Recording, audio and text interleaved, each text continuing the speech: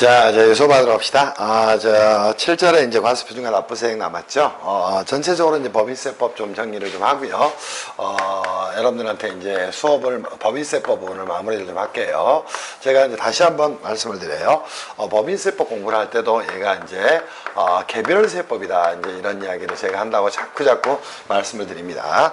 개별세법이라는 건 기본적으로, 제1조에서요, 과세요건과 납세제를 차를 정하고 있다고 규정하는 이제 세법을 말합니다. 개별세법에서는 항상 그지 세 가지 주제를 가지고 공부하셔야 한다고 말씀드렸어요. 총칙 정리하시고, 두 번째 과세 요건에 대한 부분 정리하시고, 세 번째 납세 절차에 대한 부분을 정리를 좀 해나가시면 될 겁니다. 그리고 이제 세법에서는 이 과세 요건이 가장 중요한 요소가 되는 거예요. 왜냐하면 과세 요건이 충족해야 국가가 조세 채권을 갖게 되거든. 그러니까 과세권자로서의 지위를 갖게 되는 겁니다. 그래서 이제 이거를 가지고 거의 이제 과세관청의 부과처분이 타당하냐, 타당하지 않냐, 이런 것들을 따지게 되는 거예요. 그럼 과세요건은 첫 번째 뭐 있다? 과세 대상이 존재를 하게 됩니다. 두 번째 뭐가 존재할까요? 납세 의무자가 존재를 하게 됩니다. 그지? 그리고 세 번째 과세 표준이 존재하고요. 네 번째 이제 세율이 존재를 하게 됩니다. 오케이? 근데 이 세율은 그닥 뭐 중요한 내용이 아닙니다. 그지?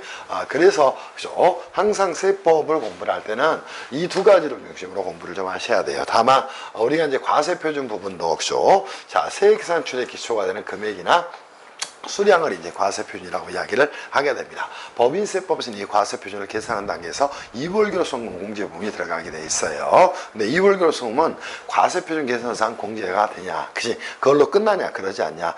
그 부분은 좀 생각을 하셔야 됩니다. 그지?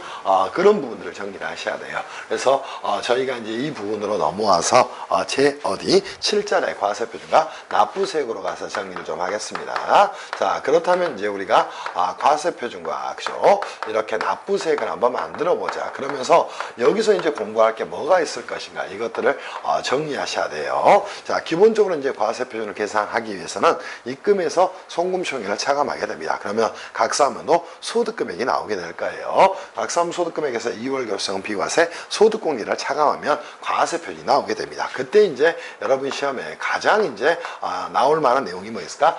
결손금에 대한 부분을 가지고 시험을 출제할 수 있을 거예요. 오케이? 결손금은 공제하는 방법이 크게 두 가지가 있죠. 하나는 뭐가 있어요? 차기 이후로 넘겨서 공제하는 이월 공제라는 방법이 있고요. 또 하나는 뭐가 있습니까? 소급 공제라는 방법이 존재를 하게 됩니다. 소급 공제를 하게 되면 전기에 납부한 법인세가 있을 거예요. 그죠? 당연히 환급이 이루어지게 되는 겁니다. 근데 우리나라에서는 이 이월 공제를 뭘로? 원칙으로 하고요. 그죠? 소급 공제는 그죠? 조세특례 제한법상 중소기업에 한해서 역시 중소기업에 한해서 직전 연도에 법인세 신고를 했고, 또 직전 연도에 법인세 납부했고, 그죠? 또 당연도에 법인세 신고를 한 법인에 한해서만 인정이 되는 것이고, 환급 신청까지 있어야 한다. 그런 것들을 좀 정리를 하셔야 될 것이에요. 그래서 이 결손금의 의미하고 또 2월 공제, 또 소득공제에 의한 환급을 잘 좀 정리를 해 놓으시기를 바랍니다. 그게 이제 과세표준 계산에서 여러분이 정비를 해야 될 부분이 될 거예요. 두 번째 이제 정비할 부분이 있다면 뭐가 있을까? 이 납부세 계산 과정에서요, 당연히 역시 세액 감면이라는 게 존재를 할 수 있을 겁니다. 오케이? 근데 이거는 조세특례 제한법에 규정이 되는 겁니다. 그러니까 여러분이 현재 여기서 볼 만한 내용은 전혀 아니에요. 왜냐하면 조세특례 제한법 규정이 되니까. 그래서 이 부분은 그죠? 조특법에서 이제 정리를 좀 해야 되겠죠. 대표적으로 이제 창업 중소기업에 대한 세액 감면이라든가, 혹시 고용 창출에 대한 세액 감면이라든가, 이런 것들이 이제 존재를 하게 됩니다. 그리고 이제 여기서 여러분들이 중심을 잡고 보셔야 될 거 뭐가 있다? 세액 공제 쪽에 초점을 좀 두고 보셔야 됩니다. 세액 공제도 이제 다시 두 개로 나눠지게 됩니다. 하나는 조특법 규정이 있고요. 또 하나는 어느 규정이 있어요? 법인세법 규정이 존재를 하게 됩니다. 그때 이 법인세법 규정에서 여러분이 눈여겨봐야 될 세액 공제가 두 가지가 존재한다는 거. 국제적 이중과세 조정을 위해서 뭐 있다? 외국 납부 세액 공제에 대한 부분을 체크를 좀 해 나가셔야 될 것이고, 또 하나 뭐 있어요? 그죠? 제가 2016년부터 중요하다고 이야기 정리하겠어요. 사실과 다른, 그치? 자, 뭐에 따른? 회계 처리에 따른 뭐가 있어? 그치? 경정에 의한, 경정에 의한 세액 공제가 존재를 하게 됩니다. 이 두 개가 굉장히 중요한 내용 중에 하나가 돼요. 자, 이때 외국납부 세액 공제는, 그치? 원천지급 과세 원칙에 터잡아서 거주기에서 정산을 하는 경우에 생겨나는 문제가 된다. 이렇게 정리하시고요. 그보다 이제 더 중요한 내용이 사실과 다른 회계 처리에 따른 경정에 의한 세액 공제다. 그래서 이쪽은 이제 출제가 됐기 때문에 앞으로는 이쪽도 출제가 충분히 될 수 있다는 사실을 염두에 두면서 공부들을 좀 해나가시기를 바랍니다. 여러분하고 이제는 문제 1번 가서 한 문제 놔뒀어요. 근데 이제 추가적으로 이 부분도 꼭 정리하시라 이렇게 말씀을 좀 드려요. 무슨 말씀인지 아시겠죠? 그죠? 꼭 그렇게 하셔야 돼. 근데 이쪽은 어디서도 출제가 많이 이루어졌어? 입금불산임 쪽에서도 많이 이루어졌다고. 그러면 그죠? 2월 결손금에 대한 부분도 어디하고 자산 수중이익도 채무 면제이익하고 연결시켜서 여러분들이 좀 공부를 하시라 이런 말씀을 좀 드립니다. 무슨 말씀인지 이해할 수 있겠죠. 자, 문제 보면서 이제부터는 좀 출발을 하겠습니다. 자, 문제 그죠? 1번입니다. 자, 먼저 이제 여러분이 자료를 요약해 본다면 자료를 요약해도 되고요. 요약을 하지 않아도 되는데 항상 문제지를 받으면 뭐부터 하셔야 되냐면 물음을 먼저 후다닥 먼저 보고 가셔야 됩니다. 무슨 말씀인지 아시겠어요? 그것들을 가지고 한번 정리합시다. 그럼 자료를 요약하면서 첫 번째 뭐가 있나? 사례 1에 대한 내용이 존재하네요. 이거를 가지고 한번 같이 가보시도록 합시다. 가보십시다. 자, 주식회사에는 기업 개선 작업의 과정에서 실세 회계감사 결과 분식결산 사실이 발견이 됐답니다. 그러면 보자마자 주식회사 그죠? A라는 자가 뭐를 받는 과정에 그죠? 회계감사를 받는 과정에서 뭐 했다? 분식결산에 대한 부분이 발견이 됐다는 겁니다. 그럼 분식결산 나오자마자 여러분 어디하고 연결을 시켜야 돼? 사실과 다른 회계처리에 따른 경정에 의한 세액공제와 연결을 좀 시키고 가셔야 됩니다. 자, 2018년 12월부터 2019년 6월까지 실지조사 등을 통한 재무제표의 감리를 받았답니다. 그 결과 2014년도의 비용 375억, 2016년도의 비용 285억, 2017 사업년도까지의 누적된 비용 1336억을 각각 과소계상해서 2017년 12월 30일 기준으로 1996억 원의 비용이 과소계상됐음을 밝혀졌답니다. 이후 A의 대표이사 등 분식결산 관련자들은 주식회사 외부감사에 관한 법률 위반으로 유죄 판결을 선고를 받았답니다. 당연히 이제 회계감사를 아우르는 법이 뭐가 되니까 주식회사 외부감사에 관한 법률이 되니까 얘를 이제 줄여서 외감법이라고도 이야기를 하게 됩니다. 그죠? 한편 과세관청은 A의 접대비 한도 초과액을 송금불상입 등으로 2015, 16, 17 사업년도의 법인세를 증액경정 처분한 바가 있답니다. 그러면 여기에 대해서 뭐까지 나왔나? 분식결산으로 인해서 그죠? 금융감독기관으로부터 그죠? 감독기관으로부터 뭐를 받았고 감리를 받았고 또 하나 자, 이 주식회사 A는 뭐까지 있었다는 것이에요. 그죠? 과세관청으로부터 그죠? 과세관청으로부터 뭐까지 받았다는가? 증액경정까지 받았다는 겁니다. 이러한 글자를 여러분이 읽을 수 있어야 됩니다. 그러면 금융감독기관으로부터 감리를 받아서 이 분식결산을 시정을 할 거예요. 그때는 사실과 다른 회계처리에 따른 경정에 의한 세액공제 문제를 끌어갈 것이고 과세관청으로부터 증액경정을 받았다면 국세기본법의 증액경정에 따른 효과 문제를 따지고 할까? 오케이? 그러면 뭐한다? 당초 확정된 세액을 증가시키는 경정은 당초 확정된 세액에 대한 권리무에 영향을 미치지 않는다. 그 조문, 즉 22조의 이 제1항의 조문을 안고 가야 됩니다. 이거는 어디하고 연결되는가? 그죠? 당연히 국세기본법 규정하고 연결이 되는 겁니다. 이렇게 이제 여러분이 공부를 하고 가셔야 될 내용이라는 것이야. 그지? 자, 그러면서 이제 뭐 했을까? 이 주식회사에는 분식결산에 대해서 시정을 하게 될 겁니다. 이 분식결산에 대해서 시정을 할 거예요. 그리고 나서 뭐 아까 안 봐도 뻔하네요. 그죠? 경정 청구를 국세기본법에 따라서 하게 될 겁니다. 그치? 이게 이제 스토리가 되는 거예요. 그죠?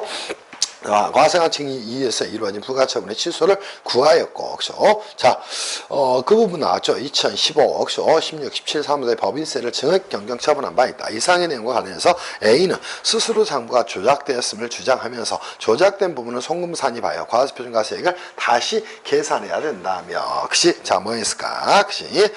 과세관청에 의해서 이루어진 부가처분의 취소를 구하였고, 과세관청은 A가 분식결산이 적발되자 비로소 그 처분의 취소를 구하는 건 신성실의 원칙에 위반되는 것으로, 그렇죠? 허용될 수 없다고 주장을 하고 있다는 겁니다. 그러면 이 경정 청구에 대해서 뭐를, 신성실의 원칙 위반이다, 위반이다. 이거를 가지고 뭐 해준다는 것이야, 당연히 경정 청구에 대한 내용을 수용하지 않겠다는 내용이 되는 겁니다. 무슨 말씀인지 이해할 수 있겠지. 그래서 이 사례에는 몇 가지 주제가 나왔어요. 첫 번째 분식결산으로 인한 사실과다는 회계처리에 따른 경정이 한 세액공제. 두 번째는 뭐가 있다, 과세관청의 증액경정에 대한 문제, 이게 1이야, 이게 2가 돼. 세 번째는 국세기본법의 신식과 관련돼서 이 경정청구에 대해서 과세관청의 주장이 타당한지 여부, 이런 것들을 이제 따지고 가야 될 내용이 되겠죠. 사례 2로 가서 정리합시다. 주식회사 B의 대주주 겸 대표이사인 갑은 2015년 영국 령 케이만 군도에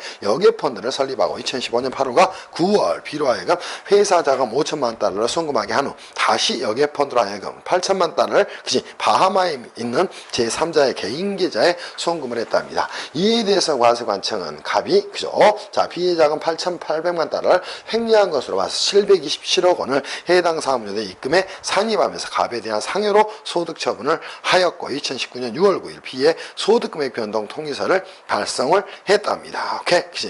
자, 한편 갑과 그 가족들이 보유하고 있는 B의 지분은 45%이며 나머지 지분은 B의 임직원들과 계열회사 등에 분산이 되어 있답니다. 금융감독원은 횡령이 있은 후 약 1년 6개월이 지나 갑이 갑을 수사기관에 고발했죠. 조세범 처벌법에 따라서 고발했네요. 그러면 사례 2에서는 뭐가 있나요? 사례 2에서 여러분이 정리할 내용이 있다면 주식회사 B가 이제 존재를 하게 될 거예요. 주식회사 B에, 자, B가 존재를 하게 될 것이고, B에 누가 존재할까? 대주주가 존재를 하게 될 거예요. 대주주 누가 존재하나? 대주주 겸 또 대표이사인 대표이사의 지위를 가지고 있는 이 갑이라는 자가 존재를 한다는 겁니다. 갑이 뭐였어요?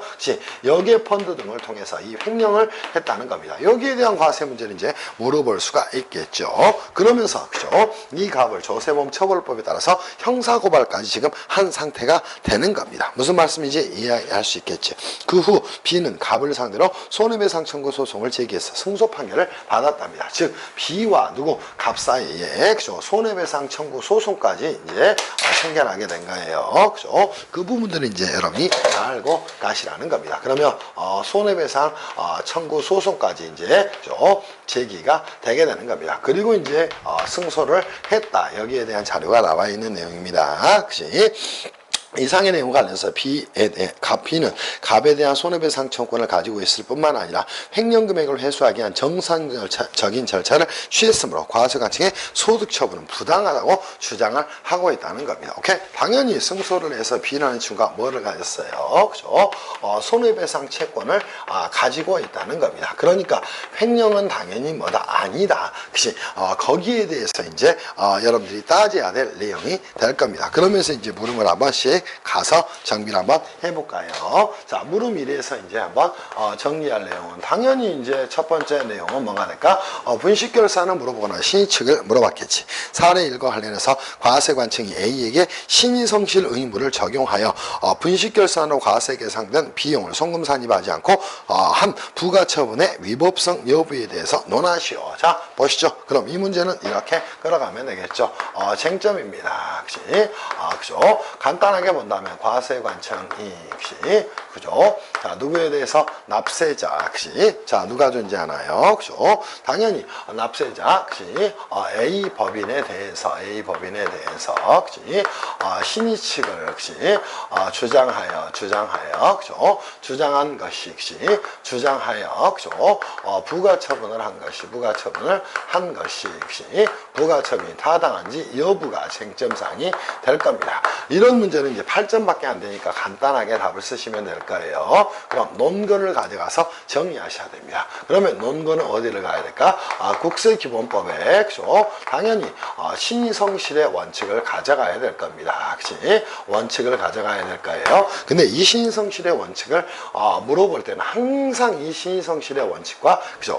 자, 배치가 되기도 하는 그치? 합법성의 원칙을 그죠? 같이 가지고 와서 정리를 좀 하셔야 됩니다. 그럼 신의칙은 뭐다? 그치? 납세자는 그치? 그 납세 의무를 이행함에 있어서 신의에 따라 성실하게 해야 한다. 걔를 뭐라고 얘기하나? 신의성실의 원칙이라고 이야기하는가? 그럼 합법성의 원칙은 뭐가 될까? 그죠? 당연히 그치? 세무공무원은 그치? 또는 과세관청은 그치? 세법에 따라서 그치? 자, 과세 요건이 충족되면 당연히 뭘 해야 되고 그죠? 과세를 해야 되고 또 그죠? 자, 뭐에 있어서 조세 감면에 있어서 감면에 그죠? 요건이 뭐가 되면 충족이 되면 당연히 뭘 해야 됩니까?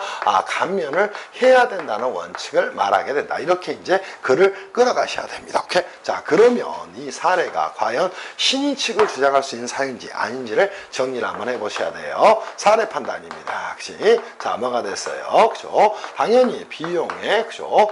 과대 계상에 대한 계상분에 대한 뭐는 수정은 그죠? 자, 우리가 이제 법인세법의 세무조정 사항 중에서 뭐가 됩니까? 강제 그죠? 신고 조정 사항이 되는 겁니다.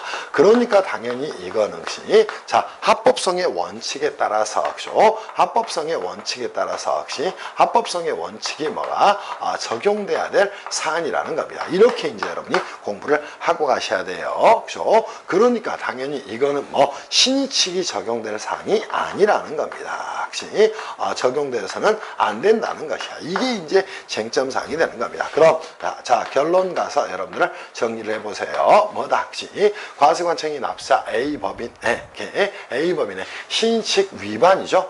위반을 주장해서 혹시 한 과세처분이 과연 타당한지 여부 당연히 뭐라는가? 이거는 혹시 과세관청이 혹시 자, 뭐를 혹시 법 적용에 있어서 오류를 범하는 것이다. 이렇게 생각하셔야 됩니다. 왜냐하면 그죠? 자, 신의칙은 적용돼서는 안 되는 것이고 그죠?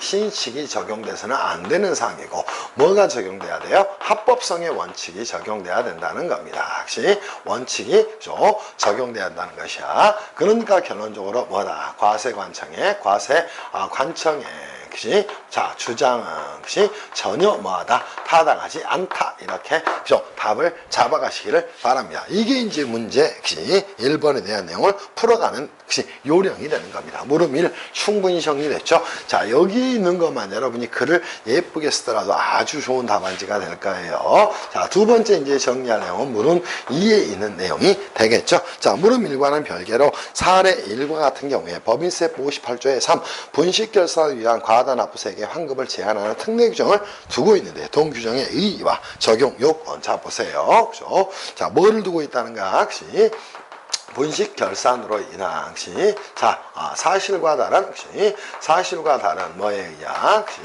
회계 처리에 따른 자, 뭐에 의한 경정에 의한 그죠? 자, 세액 공제 규정이 존재를 하게 됩니다. 이거 이제 의의 간단하게 쓰면 되겠죠. 그죠? 자, 이거 가져가서 쓰면 되겠네요. 자, 뭐 하지 않고 분식 결산으로 사실과 다른 회계 처리에서 그죠? 자, 뭐란 경우에는 경정 청구에 의해서 그죠? 자, 그죠? 환급에 대한 결정이 이루어진 경우에도 뭐 하지 않고 그죠? 해당 세액을 환급하지 않고 그죠? 해당 세액을 환급하지 않겠다는 거예요. 세액을 뭐 하지 않고 환급하지 않고 그죠? 자, 뭐 하겠다. 세액 공제의 방법을 적용을 하겠다. 이거를 뭐라고 이야기한다. 분식결산에 따른 사실과 다른 회계 처리에 따른 경정에 세액 공제가 되는 것이다. 두 번째 적용 요건 여러분이 꾸려가면 되겠죠. 그죠? 적용 요건으로 가져갈 건 첫 번째 뭐가 있다. 그죠? 법인이 사실과 그죠? 다른 회계 처리를 하였다. 이렇게 이제 회계 처리를 하였다. 오케이? 근데 누구 감사인 등이 감사인 등이 그시 자 뭐 했다는가 그시 금융감독기관으로부터 그죠 감독 뭐로부터 기관으로부터 그죠 으로부터 뭐를 받았다는가 시정 조치를 받았다는 겁니다. 그시 그에 따라서 뭐 했어요 그죠 분식 결산을 뭐 했다 그죠 시정을 했다는 겁니다. 그리고 나서 분식 결산의 시정에 따라서 그시 자 뭐 했다는가 국세기본법에 따른 뭐 했다 그죠 경정 청구를 했다는 겁니다. 그시 자 이게 이제 적용 요건이 될 겁니다. 그리고 나서 이제 구체적인 환급의 방법에 대해서 쓰라 이렇게 이야기를 했어요. 충분히 잘할 수 있겠죠. 그래서 이쪽 부분에서 여러분하고 정비해서 한번 가봅시다. 자, 세 번째 이제 구체적으로 환급은 어떻게 할 것이냐 이 부분을 정비를 해 가 보시라는 겁니다. 그러면 세 번째 정비를 해야 될 내용이 되겠죠. 자, 가시죠. 그죠? 세 번째, 세 환급의 방법에 대한 내용을 정리를 좀 하라. 이렇게 나와 있죠. 그죠? 그렇게 나와 있나요? 그죠? 자, 구체적인 환급 제한 방법에 대해서 쓰라고 이야기를 했습니다. 그럼 구체적 환급 제한 방법은 이거는, 그죠? 방법은 뭐가 됩니까? 자, 기본적으로, 그죠? 자, 과세관청에 환급 결정이 난 경우에도 뭐 한다? 자, 매년, 그죠? 자, 환급세액에, 그죠? 환급세액에 얼마를, 20%를 뭐 한다? 세액공제를 한다는 겁니다. 그리고 이 세액공제를 할 때도, 그죠? 세액공제의 순위는, 순위는, 뭐로? 최후순위로 뭐 하겠다는가? 적용을 하겠다는 겁니다. 그리고, 그죠? 5년 동안 이렇게 이루어진 거예요. 매년. 자, 5년 동안 이거를 계속, 그죠? 이루어지게 되는 겁니다. 그럼, 자, 5년의 기간 동안, 그죠? 기간 동안 뭐 한다? 세액공제를 적용을 하겠다는 겁니다. 그리고 나서 뭐예요? 그죠? 자, 5년 경과 후에, 자, 뭐가 있다면, 그죠? 자, 환급할 금액이 남아있다면, 환급세액이, 그죠? 세액이, 있는 경우에는, 그죠? 그때 뭐 하겠다는가? 환급을 하겠다는 겁니다. 이게 뭐가 됩니까? 여러분이 보셔야 될 내용이라는 겁니다. 충분히 여러분이 정비를 해 놓으시면 되겠죠. 이걸 이제 글자로 쓴다면 2019년도 기속부터 뭐 한다? 20%씩 세액공제한다. 5년의 기간 동안 세액공제를 적용하고 5년 경과 후에 자녀 환급세액이 있는 경우에 그때 가서 뭐 해주겠다? 환급해주겠다. 끝! 됐어요? 이렇게 정비하세요. 자, 그리고 이제 물음 3에 가서 여러분이 정비할 부분이 뭐가 있는가 한번 보도록 합시다. 자, 물음 3에 갔더니, 자, 사례 2와 관련해서 갑의 횡령행위를 상여로 사회에 유출할 수 있는지에 대한 대법원 판례의 기본적 입장을 쓰라는 겁니다. 오케이? 자, 그죠? 횡령 금액에 대해서, 그죠? 상여 처분이 가능한지, 그죠? 가능한지 여부에 대한 대법원 판례 견해를 좀 정리하라. 자, 대법원 판례는 뭐라고 이야기합니까? 자, 사회에 유출된 금액에 대해서 그죠? 금액에 대해서는 뭐 그죠? 기타 사회 유출로 그죠? 유출로 뭐 하는 경우 그죠? 소득 처분하는 경우를 뭐 하고 그죠? 소득 처분하는 경우를 하고 제외하고는 자, 뭐 하겠다? 특별한 사정이 없는 한, 특별한 그죠? 사정이 없다면 뭐 한다? 상여로 소득 처분하여야 한다. 이게 이제 대법원 판례 견해라는 겁니다. 무슨 말씀인지 이해할 수 있겠어요? 그때 이제 가장 중요한 말은 이 말이에요. 특별한 사정이 없는 한, 이 말이 이제 가장 중요한 거야. 그럼 특별한 사정이 있다면 횡령으로 소득 처분하지 않을까? 당연하다는 거, 오케이? 자, 그때 이제 뭐가 됩니까? 그죠? 두 번째 지문에서 나온 게, 기본적인 입장을 기술로 한 대법원에서 제시한 사회 유출에 해당하지 않을 수 있는 판단 기준이다. 자, 보세요. 사회 유출액, 자, 뭐가 되지 않을 수 있는, 해당하지 않을 수 있는 판단 기준이라는 겁니다. 그때 이제 판단 기준은 뭐가 돼요? 한마디로 자, 특별한 사정 여부가 된다는 겁니다. 그치? 특별한 사정 여부가 된다는 거예요. 그럼 이 특별한 사정 여부는 어떻게 판단하는가? 그치? 자, 누구 자, 그치? 횡령의 주체, 횡령의 주체가 그치? 법인에서의 법인에서의 지위, 이거를 먼저 고려를 좀 해보는 겁니다. 그래서 대표이사의 경우에는 횡령이 되겠죠. 그러나 사용인의 경우에는 횡령이 되질 않는 거예요. 두 번째, 역시 횡령에 이르게 된 뭐예요? 경위를 역시 포착을 하게 되는 겁니다. 그리고 자, 어디 해당 법인이 해당 법인이 횡령 금액, 횡령에 대한 후속 조치를 어떻게 취하고 있는지 여부 등에 따라서 뭐 하는 것이다. 판단하는 것이다. 이렇게 답을 써 나가시라는 거예요. 그러면 아주 멋진 글귀의 내용이 나오겠죠. 그죠? 그래서 이 문제는 아주 문제를 잘 냈습니다. 왜냐하면 고루고루 이제 문제를 출제를 할 수 있게 해놨기 때문에, 아주 고루고루 이제 여러 가지 것들을 볼 수 있게 해놨기 때문에 아주 문제를 잘 낸 문제예요. 그렇게 이제 여러분들이 좀 정비를 해 놓으시기를 바랍니다. 무슨 말씀인지 이해할 수 있겠죠. 끝. 그치? 그리고 이제 8자로 가서 어디를 갈 거냐면 그 밖에 법인세로 가서 이 부분들을 좀 정리를 하겠습니다. 그죠? 여러분들하고 이제 이 문제를 볼 때 여러분들이 이제 생각하는 것들이 굉장히 생각하고 좀 달라요. 그래서 여러분들이 이제 공부를 연결합세도를 할 때도 조금은 생각을 좀 달리 하시면서 공부를 좀 하실 필요가 있어요. 그래서 저희가 문제가 이제 2문제가 남았는데 법인세법에 이 문제 정도는 꼭 풀어보고 가시기를 바랍니다. 이게 이제 여러분이 보셔야 될 내용입니다. 이 영상은 유튜브를 통해서 올려드리면 나쁘지 않지 않을까 싶어요. 그래서 답안지를 쓰는 방법도 여러분들이 이제 법인세법을 대하는 방법, 이런 것들을 많이 볼 수 있는 내용이 되지 않을까 싶어요. 그죠? 저희 관리자님께 말씀드려서 이 부분까지는 유튜브를 통해서 제공을 한번 해드릴 테니까 공부에 좀 참고를 하시기를 바라요.